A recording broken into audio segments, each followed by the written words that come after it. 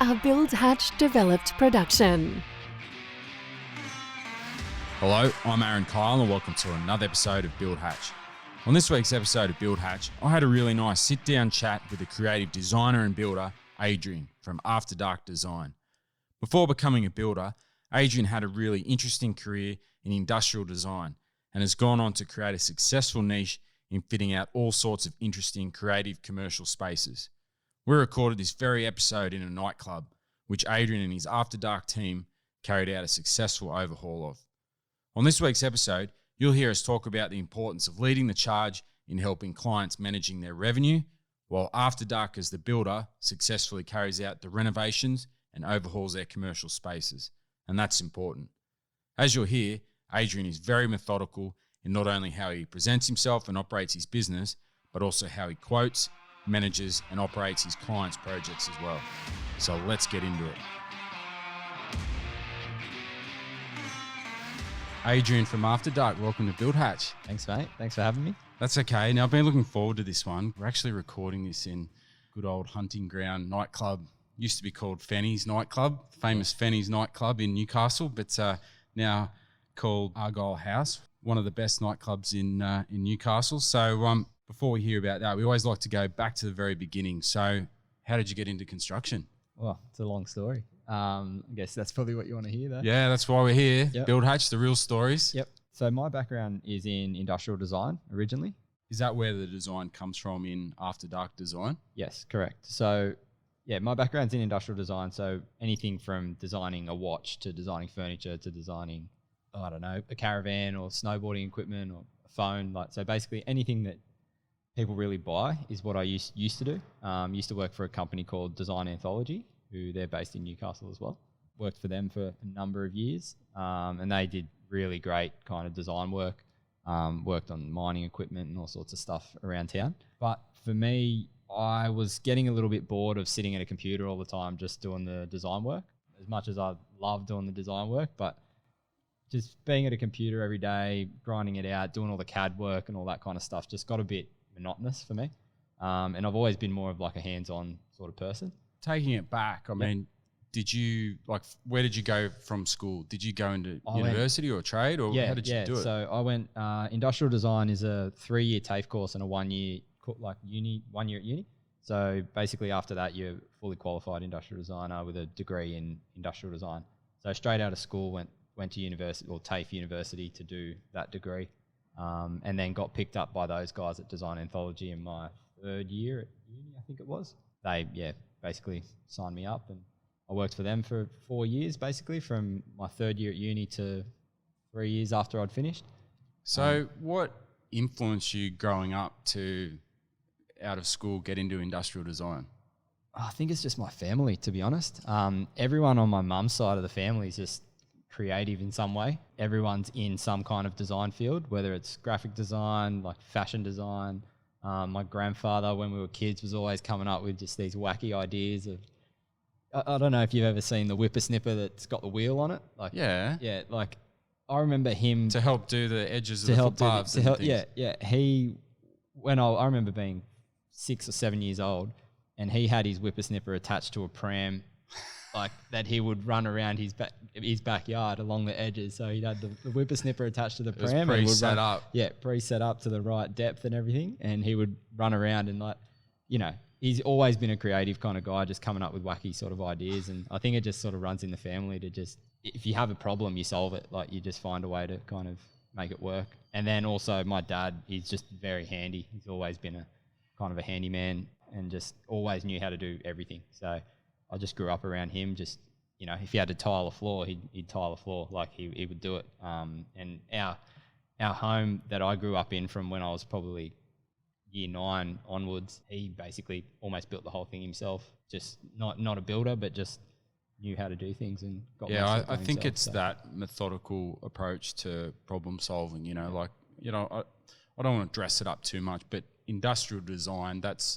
I remember there was a period of time, probably going back 15, 20 years ago, where it was kind of the cool, funky niche thing. If you were into design, it's not so much about a particular type of product as such. Yes. Yep. It's putting together tools like you mentioned with your grandfather and coming up with applying some sort of system to creating a product for the end user. Really, that's essentially what it is, isn't it? Yeah, it's all about the end user. You have a problem and there's a way that problem needs to be solved, and you come up with the best way to solve that problem. And whether it is a product or it might be a system, it could be anything, but it's just solving problems. With that school of thought, is it more about starting at the end and working your way back? Yeah. You definitely want to, I guess, set the scene of what the end result's got to be, and then you work backwards from there and say, right, how are we going to solve all these little issues that we think we might have along the way?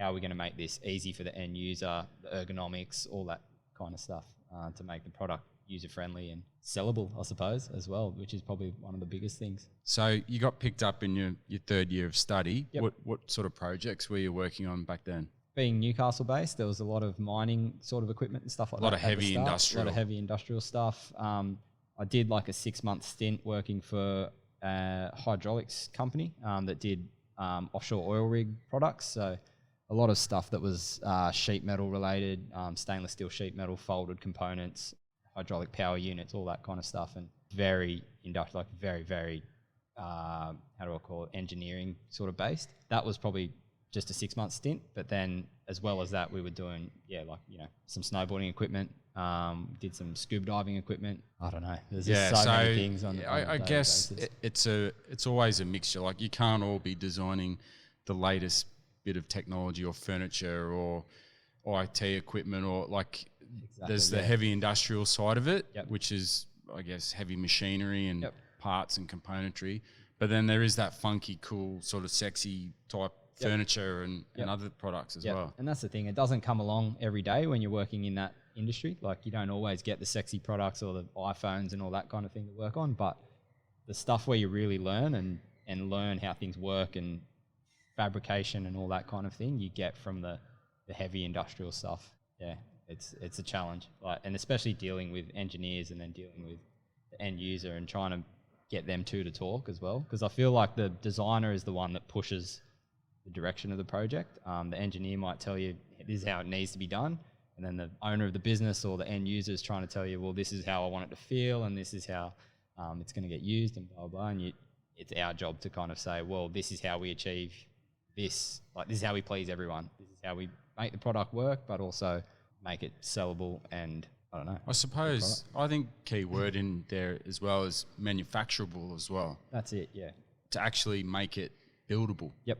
Essentially, because as you would be well aware, sometimes designers can come up with products that look cool and sound cool, but actually building them is a whole different ball game. Exactly, and I think that's where we provide a really unique approach to what we do, is because everything, like when we come up with concepts, it's always something that can be fabricated or manufactured in the real world, and in a competitive kind of price range, I suppose, because we've always got the person's budget or we've always got their budget in mind when we're coming up with these concepts. I think that's a really big thing for us, is just having the background knowledge to say, well, hey, you want to build this. I've in the past done it this way. I don't think anyone else is doing it like this, but this is how we've done it.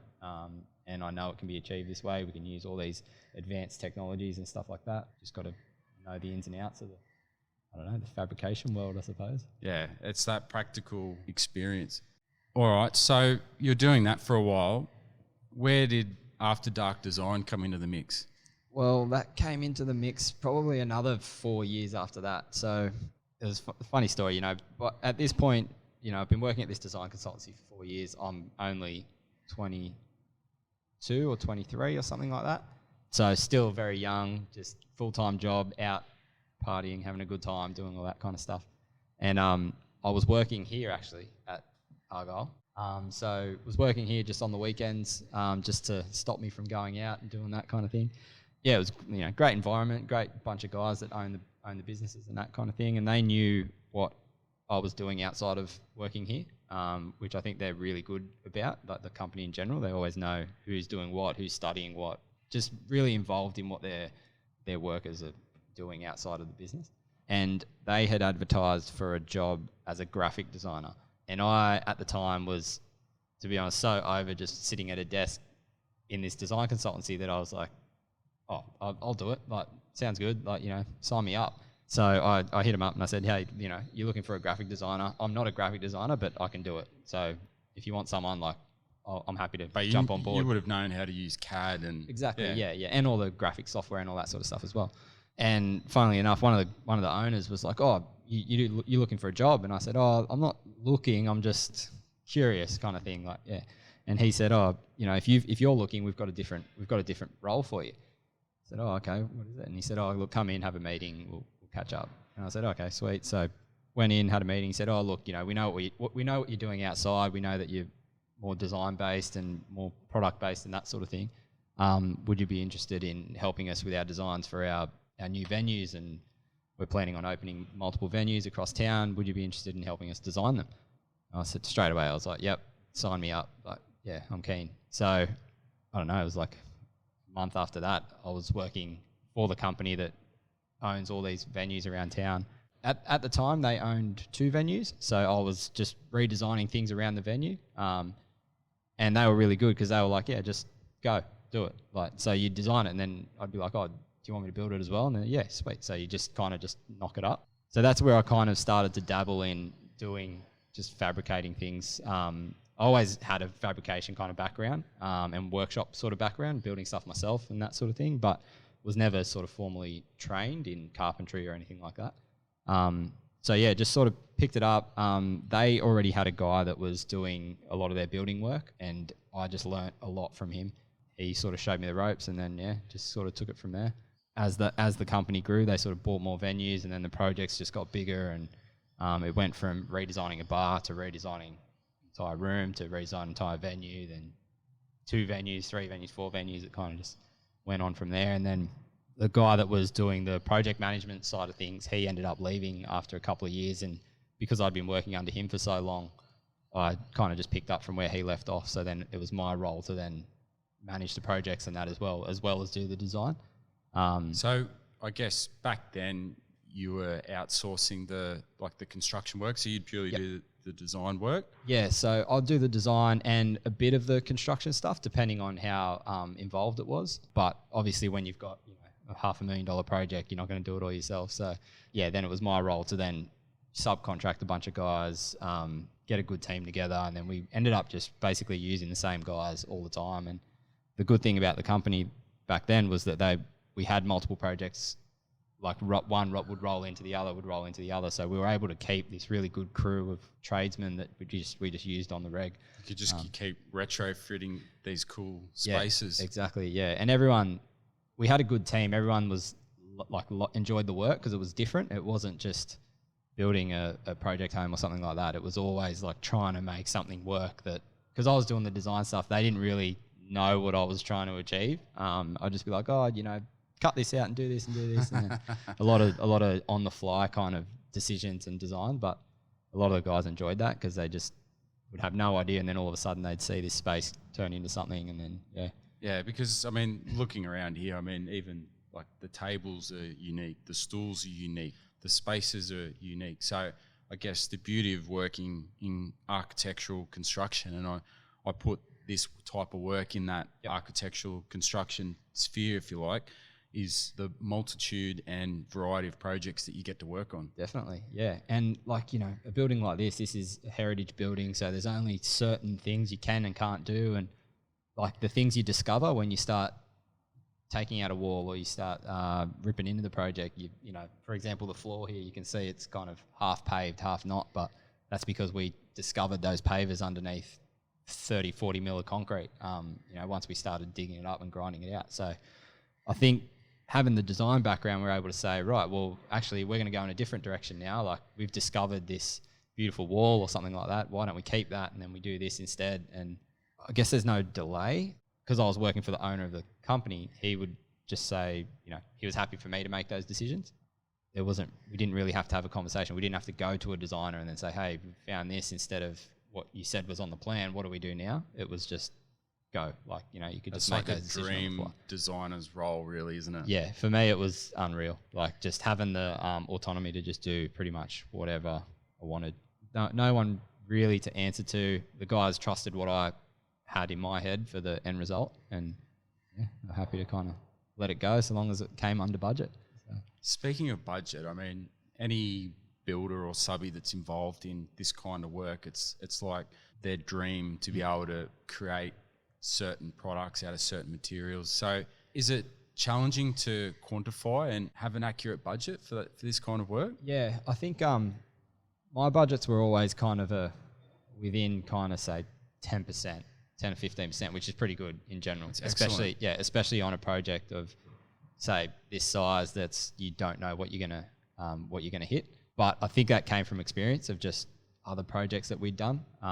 You always have contingencies in there for we don't know what's underneath this floor, so you might put a little bit extra on that. But you have your wins and you have your losses. A few things you might win on, a few things you might lose on. But end of the day, so long as you've kind of covered pretty much all your bases, you end up where you should be, really. But there is a lot of work that went into. I'm not just saying this just came out of the top of my head, like, you know. Yeah, you've got to do a lot of work up front. Yeah, there's a lot of work that you don't see behind the scenes of trying to make sure that your budgets are right and quotes are done correctly. And I think a lot of it comes down to having your good trades in that as well, because you can, at the end of the project, you can talk to them and say, hey, look, I know this blew out a little bit, or I know this, this was unexpected, but how can we mitigate the cost, or how can we, you've got ongoing work with us, can you work with us on this, and blah, blah, blah. So without ripping people off, if that makes sense, without putting people offside and stuff like that, just saying, hey, look, we didn't know this wall was going to be here. There was an extra 2 weeks of work in that, but, so long as you're not charging me a crazy rate for this extra work, I'm kind of happy. So long as everything's fair. And that's sort of professional leadership that sets people apart, in my experience, that are winning the race, if you want to call it that, in the construction industry. It's having that leadership to say, well, look, I didn't allow for this, but like you said earlier, you win some and you lose some. And a lot of the time it's just a conversation. It's not, someone might send you an invoice that's crazy high and it's got all these variations on there, and then, you just have a chat and you say, well, what's all these variations about? And then they tell you, and then you kind of go, all right, well, that was unexpected. This might have been your fault. Why don't we just meet in the middle? And kind of, it always works out in the end, I find. And especially if it's guys that you work with all the time, I'm very big on that. Like, I always use kind of the same trades. Loyalty. Yeah. It pays off down the track. Like, it does. And I say this to the guys all the time, like, you might have to go through a few guys that you can be as loyal as the sun comes up the next day, and they may not do the right thing by you. You write that off. That's a minority. Yep. The majority of people in construction, being a tight-knit family, if you look after them, they'll look after you. Yeah, and exactly. Give or take those, 1 or 2% that do the wrong thing. Yep. The rest, it'll work every other time. Yeah.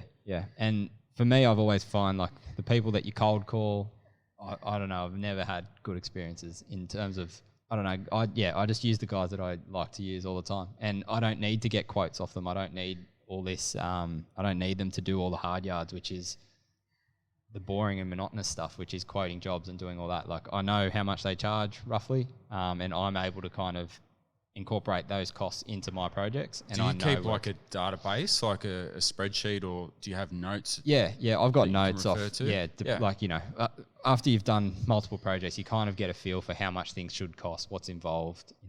Like our electrical contractor that we use all the time, we've got this sort of running joke, because I will quote a project and I'll work out the electrical myself, how much I think it should cost, and I'm always within a couple of $100 of what his quote ends up being. And there's a couple of times just lately in the last probably month, I've said, hey, can you quote these 2 projects for me? I just want to check. And he's quoted them, and I've literally been within a couple of $100. And it validates, your, like you said, your spreadsheets and that sort of thing. Just means you're on the right track. I think. It's that upfront work and that upfront time that you spend. Yep. It pays off in the long run. Yeah. And then again, it comes back to using someone that you use all the time. When there is an issue, he'll say, look, if we're too far over, just let us know. We can pare it back, or we can get it on the next one. We can get it on the next one or something. Yeah, there's ways around it. So, all right. So where did After Dark come into the mix? So you stepped it up. You were project managing refurbs and rollouts of these cool places? So I started After Dark while I was doing these refurbs as a somewhere to put my work, in a sense. Like, so it was an Instagram page and a little website that I was just somewhere to basically build a portfolio to just start putting stuff, because I'm a person that gets bored quite easily and I always need to be challenging myself with something. So it was just me trying to be creative and put a portfolio together. So what about the name After Dark? Is it because of your inspiration of working in the club environment? I think it came from a lot of the projects that we were doing, which were nighttime projects, whether they were restaurants, bars, pubs, clubs. It was always kind of night venues. It's a great name. That's where it started. A lot of people say, "Oh, do you only do night work?" And I say, "No, we don't only do night work." But it's just where it started. It was pubs and clubs. Yeah, so that's how After Dark was born. But yeah, it was a place to put my work. And then I think it was 2017 or 2018. The owner of the venues that I was working for approached me and he said, "Hey, look, I've got a feeling you're going to get bored soon." He goes, "We don't have heaps of work coming up. We've still got plenty of work, but we don't have heaps. I don't want you to leave. How about we create a separate company and we'll be business partners and we'll do other venues and I'll buy properties and you can flip them and whatever." That's how it originally sort of started. So we were business partners, created After Dark with the intent of buying our own properties and flipping them, and then just coming up with anything we could think of really in the construction world. In that creative sort of space. Which would have been great because we were doing our own projects. So it would have been me looking after all the design and construction and then having a financial backer as well, which would have been really good.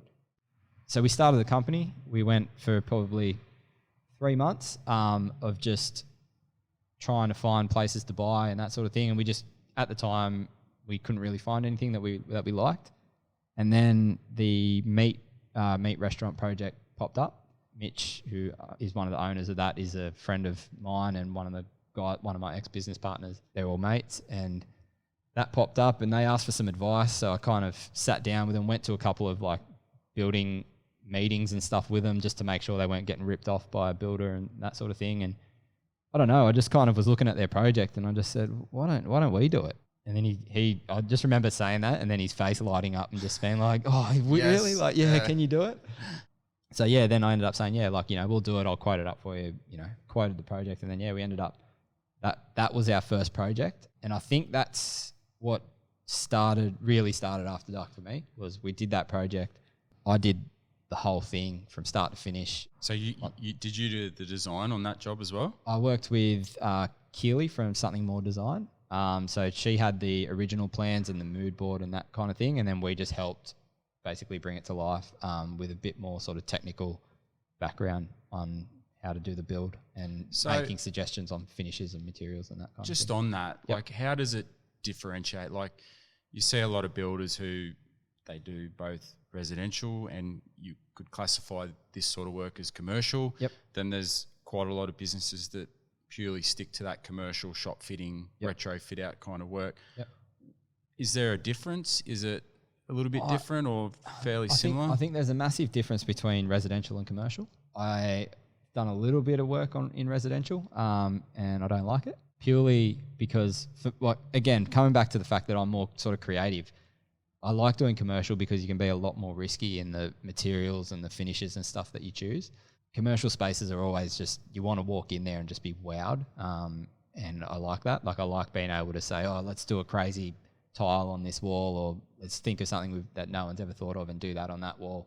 That's what gets me excited. Whereas residential, like, it's nice and the end result's got to be a beautiful finish, but you don't get to do the risky stuff, which... Yeah, I suppose in a house it could be like an educated guess, say 30% of the spaces are the same, like bedroom's the same as the other bedroom, bathroom is the same, or they all have the same things, whereas what you're talking about is different spaces, different finishes, like it's completely different. Completely different, yeah. Like residential, every room's pretty much got white walls and a feature wall and a cool light, whereas commercial, we've done projects where, like, I remember the owner saying to me, like, I want people to just be looking around and just constantly finding cool things that they've never noticed before. So, it might be a pig's head in the corner or something. Like it could be anything, but you get to be creative in that sense. Even looking around here, we've got little words and stuff on the lights, just little things like that people kind of look around and they go, oh, that's different. Like, never thought of that before. So for the people listening to this, there's these balloons above the bar, and we'll probably put a photo up on our Instagram once this is released, but it says, let the fun begin. And it's just something as simple as that, but it's just a cool little vibe, and it's completely different to the one of the centerpieces. Well, there's a couple of centerpieces of this space, but there's a cool, what would you call that? Like a hand coming out of the ground. Yeah, and that was completely custom made too for this project. So very cool. Very inspiring. Like I'd imagine there's a lot of cool, fun things going through your mind, being able to think, well, what can we do with this space? Yeah, and our portfolio of work now allows us to, the clients we get usually have a lot of trust, and they're just like, go. And they're the people I like to work with. Kind of at the point now where I do be very selective with the projects that we get and the projects that I want to work on.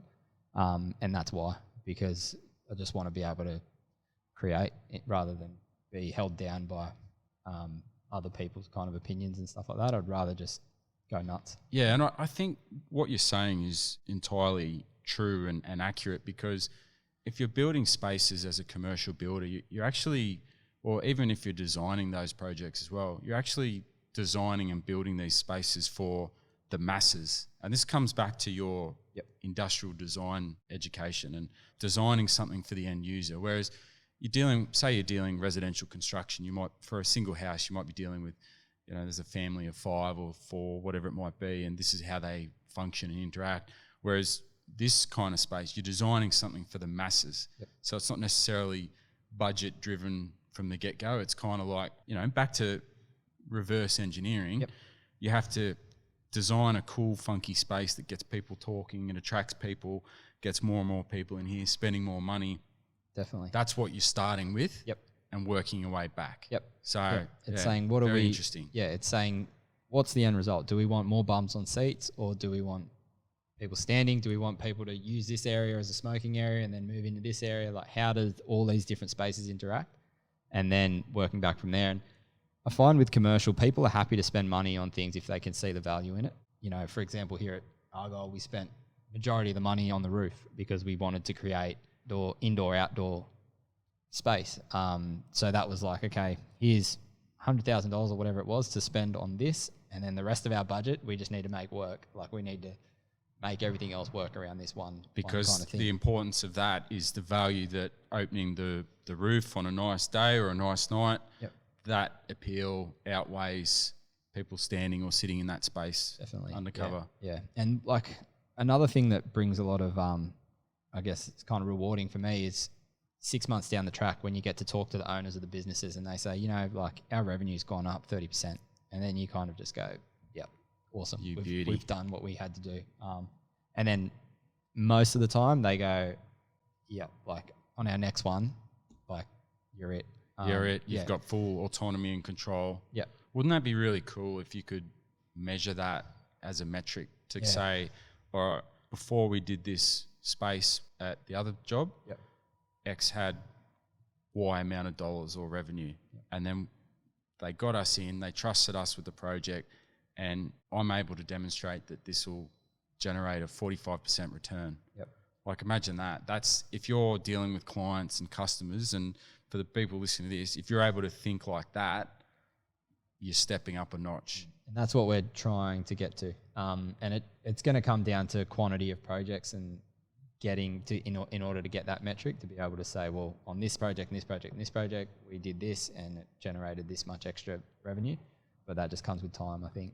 It does, and spaces and all sorts of things. That's the thing, when you're doing different projects all the time, you might do a hair salon one week and then a pub the next week and then a cafe the next week. They're all different. They've all got different metrics that you would measure. So it's hard. But once you get a couple under your belt, I think then we can start looking at that option. And absolutely. What do you like to do when you're not designing and thinking and building all these cool spaces? Mate, at the moment, nothing. I haven't had time to myself for a year at least. But No, most of the time it's riding a motorbike. Try and get out on the motorbike whenever I can, and then just spending time with my wife and hanging out at home pretty much. When COVID first hit, I had a period probably about 3 months where I didn't really work much, and I really got into my house and started doing some renos there. And it's just the constant question that I get asked like every day when I see friends or people that don't see me very often. Like, how's your house going? How's your house going? At the moment, I haven't done anything for a long time. But I have a feeling you might have a little bit of pressure there with your home when you're building and creating cool spaces like this. You know, that people are coming over. Let's go have a it is. It's a tough place. one. Everyone has high expectations, but then you need money as well to renovate. So that's what we're trying to aim towards. But are there any other cool, exciting projects that you've done and like turned some really boring spaces into some really cool, funky sort of areas? We did a hair salon in Maitland recently, and that was cool. It was family-owned sort of hair salon, like a mundane, normal, average sort of place you go into, and same old. Yeah, like it was a hair salon. It was in like a heritage house, and it was just a bit pokey the way that the layout was. There was no way to increase the size and get more bums on seats and that sort of thing. We had like lengthy discussions with the owner. He said, this is what we can do in this space. It's not a lot we can do because it's a heritage building. The owner of the building doesn't want you to knock walls down and do any of this sort of stuff. Here's a concept for what we can achieve. I'm pretty sure I had the conversation with her where I said, I don't think you're going to gain a lot from it. And then, it kind of sat there for a month or so, and then we got the go-ahead to do the work. And then the owner of the building just pulled the pin and said, no, don't want you to do anything. Like, just stop all the work. Don't want you to do any renovations at all. And then they got the shits and they said, righto, well, we're leaving. We're going somewhere else. And then, a month after that, she's like, oh, we've got a space. It's 300 square meters or something like that. So it's 4 times the size of the old space that they had. Completely empty sort of warehouse. We need a design fit out in 2-3 months or something like that. And that was cool because it was just like, all right, go. We took the concept that we had for the other one, so all the colours, finishes, and we just applied it to this new space.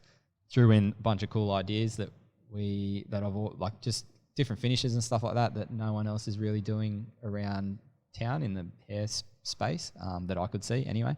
The way we designed the space as well was more so it took people on a bit of a journey, as stupid as that sounds. No, I love it because that's the outside of the box thinking that people need to come up with. Yeah. So it was more of, this is where we have our first consultation with our client, then we take them into the hair color bar, and then we take them into the washroom, and then it kind of all sort of flowed. Yeah, and then basically doing that project in such a short amount of time, and then now looking back and talking to the owner, and she's ringing me once a week just for a chat, or just to ask questions, and they become a friend. Just that's really rewarding for me, and being able to see that, and just I think us being able to just go, all right, let's flip this whole thing on its head. This is what we were doing before. Now we're doing it in a completely different space and all in the same time frame. I think that's pretty special. Yeah, look, I'd imagine it's an incredible feeling, and I'd actually be interested to know myself, like the concept of thinking. I mean, I like how we're sitting here, we're having a chat inside a cool bar and a club. You actually worked here, so you got to see how it all worked. So you have that, I guess, existing experience where you're able to picture the patron coming in off the street, bypasses security, checks in, comes in, where does he or she go for a drink or a dance or whatever. So I'd imagine your engineering mind and creativity just goes into overburn, and you're constantly, you're not just looking at a space, you're actually breaking it down into how it all works. Yeah, and there was that side of it. You would look at a layout for a building and you'd say, okay, how are you doing it at the moment? And it's, this is where the patrons come in, this is where they buy a drink. And you'd kind of analyze it, and then you say, well, if we move the entry to this point, you can then split these 2 spaces. You can have 2 rooms, or, you can have a function in this room and this happening in this room, and really kind of play with the space. And because you know how it needs to operate. You might say, okay, we need to have a bar in the center that services 3 different rooms. So you can have 3 different functions, but one bar that uses 3 staff instead of 6 different staff in 3 different rooms. You can kind of, really make the business, like there's ways that we can make the business more profitable as well, just in the design of it. And I think that does come from working in places or working in venues and having the design background to say, all right, well, where are we losing money or what's not needed? And how can we solve these issues? Well, I actually think COVID's helped you somewhat, because if I own a couple of clubs or pubs or hospitality spaces or venues, I'm restricted now on how many people. And even if COVID's over and there's no restrictions, it's already cemented people's behaviour and characteristics and perception of spaces. Yep. So regardless of restrictions, you still really at the end of the day have less people in a space. Yep. So that's where your expertise comes into it, to say, hey, Adrian, this is my space. Yep. I need to get as many people enjoying this space as possible. Yeah. So how can we make more money? Yeah, exactly. And I think COVID's also changed a lot of people's thinking in terms of a lot of people used to think that dine-in was, the biggest moneymaker. But I'm finding a lot of people ringing us up saying, hey, we want to cut our dining, make our kitchens bigger so we can do more takeaway. It's amazing, isn't it? Not saying it's a good thing or a bad thing, but just the way businesses have adapted during this time is incredible. And I love seeing it every day. Just small businesses just completely changing the way that they operate because of the pandemic that we've had. One project we did last year, Chili Kick at Charlestown Square, we finished that project the week before the lockdowns started. So they opened for a week and then got locked down for however long the lockdown was. And just being able to see, like when we developed that business with them, they didn't have any plans to do takeaway at all. Like the whole design was based around dine-in. They didn't even have a spot to put takeaway containers. When we talked about it, and they were like, no, we're not doing takeaway. And then, a month later, takeaway is all they could serve. But them being able to just flip it on its head and say, all right, well, we're only doing takeaway. Now we're gonna do Uber Eats. We're gonna do, menu log, all these things, and still have the space that we created. Like it still worked for that, and the space is still there for when the business reopens up. And just been awesome. Yeah, and one of the challenges that I think we've overlooked is the challenge of getting that customer who calls you up and says, hey, Adrian, I want After Dark to design and build my space, but I've got to be out of my lease in 2 months. Yeah. Or I'm only having a month off.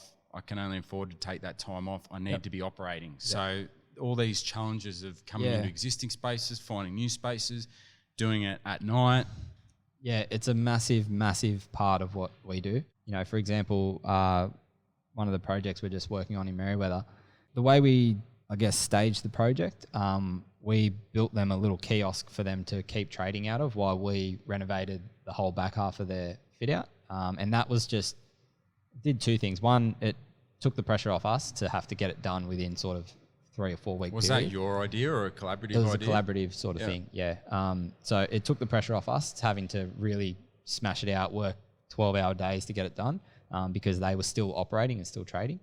But 2, it meant that, with cafes and stuff like that, people build habits. So people go to the same coffee shop every morning. And as soon as that's not there, it gives them the opportunity to go somewhere else.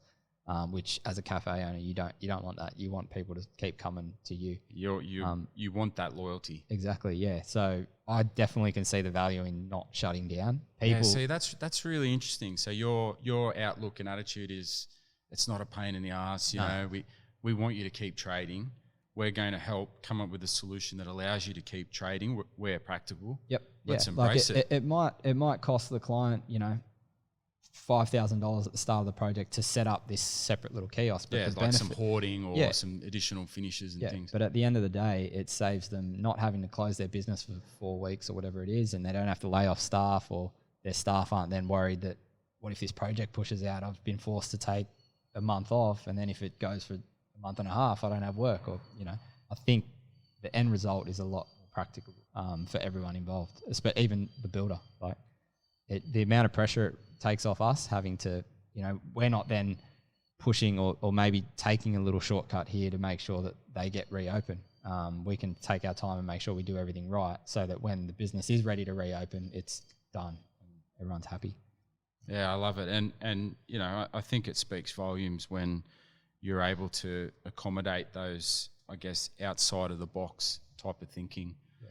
I think being in venues for a while as well, it comes naturally to think like that. Being shut isn't an option. Well, it's hospitality service at its core, isn't it? Yeah, and I think having that background, you always thinking about how we can either do this in the quickest time possible, but also are there other options? Can we bring in a little caravan or something that you can serve drinks out of, or you can serve coffee out of while we're doing the fit out, just to keep that customer loyalty there? Yeah, I love it. Serving your patrons. Yeah, and it's not I know a lot of builders let's just shut down and we can have a clear run at it and do what we have to do, but I don't know. It's not the best way. I don't think it's the best way. I always get asked this question by people listening to this, and they love me asking this question. Have you ever had like a challenge, or has there been like a product or a situation where you thought, wow, this is nearly impossible, or how am I going to be able to do this? Yeah, it pops Plenty up of those. it pops up every now and then. I think. So what's your go-to approach? Is it the industrial engineering? Research. Yeah. So different products? Yeah. It's a budget thing? Yeah, I think the industrial design background, so, we're taught to kind of be able to mold ourselves to suit any industry. So, being an industrial designer, someone might come to you one day with, I want you to design a caravan, and then the next week you've got someone asking you if they, to design some mining equipment, or maybe it might be a baby's toy or something like that. So you've got to be able to do your research and say, all right, what does this market want, or what do these people want? Like I said, it comes down to research. So I think just being able to find information quickly and not being afraid to pick up the phone and ring someone and just say, hey, have you done this before? How would you do it? Having that good, I guess, like we said before, the loyal sort of trades and the people that you lean on all the time, having people that really have been around and know how to do different things, or have worked in different industries. I've got one guy that does a lot of work for me, and he's classes himself as a handyman, but he's a chemical engineer background, and he's partly a builder, and he just, I can ask him almost anything and he has answers. So I think surrounding yourself with the right people is probably a big one. Like I said, we've had some pretty big projects that we've kind of gone, how are we going to achieve this? And then it's just leaning on the right people, the people who have the expertise to get the job done. Yeah, look, well done to you. And I can say, sitting here, it's been a very, very long time since I've been into this club, I can assure you. But look, you've done a fantastic job, and very cool, calm and collected. So kudos to you with that. And I can't wait to watch and see and hear about some more exciting spaces, particularly these interactive, cool, funky spaces. So as always, thanks for coming on to Build Hatch. Thanks for having me. People listening to this who want to reach out to you and get into contact with you and have a chat about their exciting space, what's the best way to go about it? Probably the best way is to just jump on our website. So it's just www.afterdarkdesign.com.au. Everything you need to know is on there. And very cool Insta page too. Lots of cool things on there. And I love that there's a little note on there from a client who's left a handwritten note, which in these times I think is very relevant. Yep. Absolutely. It's awesome to see people appreciating our work. So thanks again, Adrian from After Dark. Thanks for coming on to Build Hatch. Thank you. Well, that was another Build Hatch episode with Adrian from After Dark Design. Adrian is certainly designing and creating some really cool projects, so jump on over and check out his work on Instagram. As usual, please check out our own Instagram and other socials, including our YouTube channel, where you'll be able to learn more about our guests and the features of the work that we talk about. Like I said last week, some exciting things coming up shortly too, so stay tuned. Have a great week, and you'll hear me again on the airwaves next week. Thanks for listening to another episode of Build Hatch. You have experienced a Build Hatch developed production.